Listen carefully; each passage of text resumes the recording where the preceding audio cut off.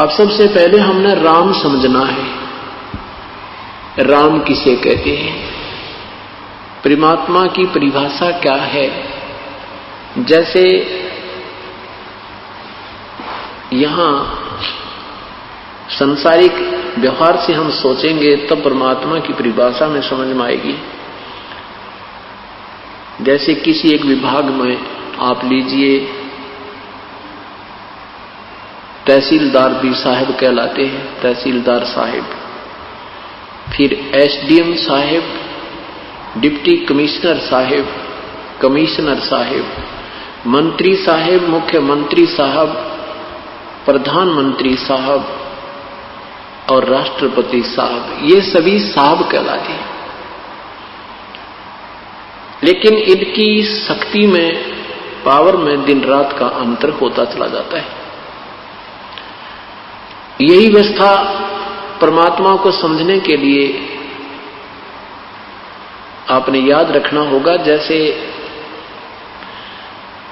तीन लोक के राम हैं, मालिक हैं, स्वामी हैं, प्रभु हैं।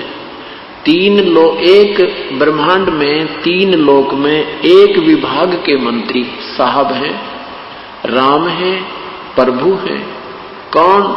रजगुण ब्रह्मा, सतगुण विष्णु, तमगुण शिव जी।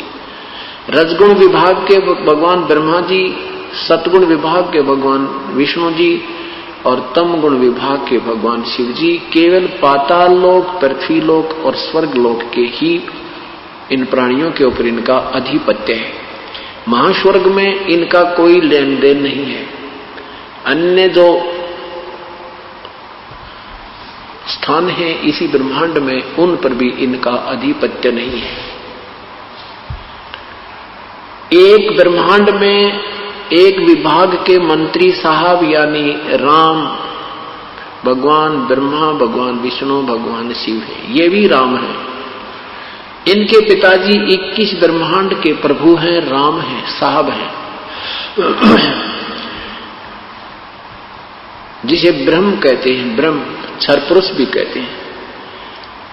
और सात संग ब्रह्मांड का राम है परब्रह्म, जिसको अक्षर पुरुष कहते हैं। वो भी राम है, वो भी मालिक है, वो भी स्वामी है, वो सात संग ब्रह्मांड का मालिक है।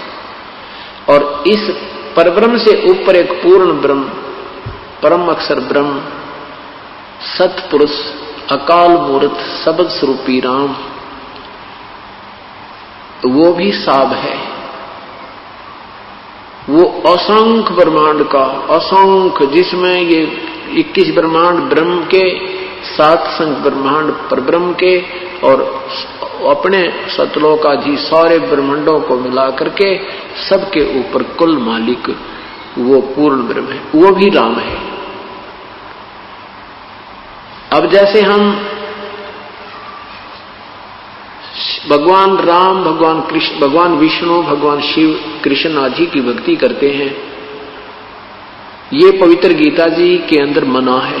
7वें अध्याय के 12 से लेकर 15 श्लोक में स्पष्ट किया है कि तीनों गुणों की जो साधना करते हैं, इनसे होने वाले लाभ के ऊपर जो आरूढ़ हो गए हैं, इन्हीं से मिलने वाले जो सुख सुविधा के ऊपर जिसकी बुद्धि यहीं तक सीमित हो गई है, जिनका ज्ञान इस त्रिगुणमयी माया के द्वारा हरा जा चुका है, वो राक्षस स्वभाव को धारण किए मनुष्यों में नीच दुष्कर्म करने वाले मूर्ख अर्जुन मुझे भी ना बचते, क्योंकि गीता जी का ज्ञान ब्रह्म ने बोला था, श्री कृष्ण जी में प्रवेश करके ज्योति निरंजन काल ने बोला था। ये मेरी भक्ति भी नहीं करते, मुझे भी नहीं बचते, क्योंकि तीनों गुणों तक की पूजा करने वाले को गीता जी में रिजेक्ट किया है, व्यर्थ कहा है। क्यों कहा है? क्योंकि ये तीनों भगवान नाशवान है, इनसे मिलने वाला सुख भी अक्षीणिक है, ये स्थायी नहीं है। हम इनको अविनाशी कहते थे, इनको मृत्युंजय कहा करते थे, ये मृत्युंजय नहीं है। मृत्युंजय माने जिन्होंने मृत्यु जीत ली हो, अजरो अमर नहीं है ये। इन्होंने मृत्यु, ये इनका जन्म और मृत्यु होता है। पवित्र देवी भागवत महापुराण 3रा स्कंद मोटा टाइप गीता प्रेस गोरखपुर से प्रकाशित 123 पृष्ठ पर भगवान विष्णु कहते हैं कि हे माता, तुम शुद्ध स्वरूपा हो, ये सब संसार आप ही से उद्भासित हो रहा है। मैं ब्रह्मा और विष्णु, हम तो नाशवान है, हमारा जन्म और मृत्यु होता है, आविर्भाव और तिरोभाव होता है, हम अविनाशी नहीं है, तुम ही अविनाशी हो। इससे सिद्ध हुआ कि ब्रह्मा विष्णु महेश ये नाशवान हैं, इनकी पूजा करके हमें पूर्ण लाभ मोक्ष प्राप्त नहीं होता, अर्थात ये भी साधना व्यर्थ हुई। गीता जी बोलने वाला ब्रह्म कहता है कि मेरी साधना भी 4 प्रकार के व्यक्ति करते हैं। गीता जी के अध्याय नंबर 7 के मंत्र 16 से 18 में एक अर्थार्थी, आर्थ, ज्ञानी, जिज्ञासु और ज्ञानी। अर्थार्थी वो हैं जो अपने धन लाभ के लिए कोई जंत्र मंत्र करते हैं, वेदों अनुसार करते हैं।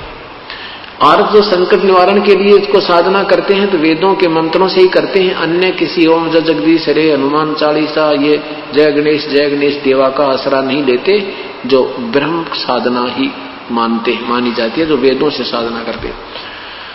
और जो जिज्ञासु वो होता है जो परमात्मा की तरफ में इधर उधर भटकता है, जैसा उसने ज्ञान मिला, कोई वेदों से, कोई किसी से, किसी सुनी सुनाई से, तो उसने ज्ञान संग्रह कर लिया, फिर वो जिज्ञासु फिर वक्ता बन गया, ज्ञान बांटने लग गया, आप भक्ति की नहीं, उसको साधना ठीक मिली नहीं।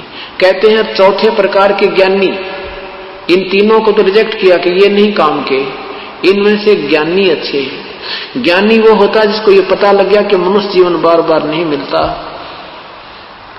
और मनुष्य जीवन प्राप्त करके यदि भक्ति नहीं की तो इसका कोई यूज नहीं, कोई लाभ नहीं।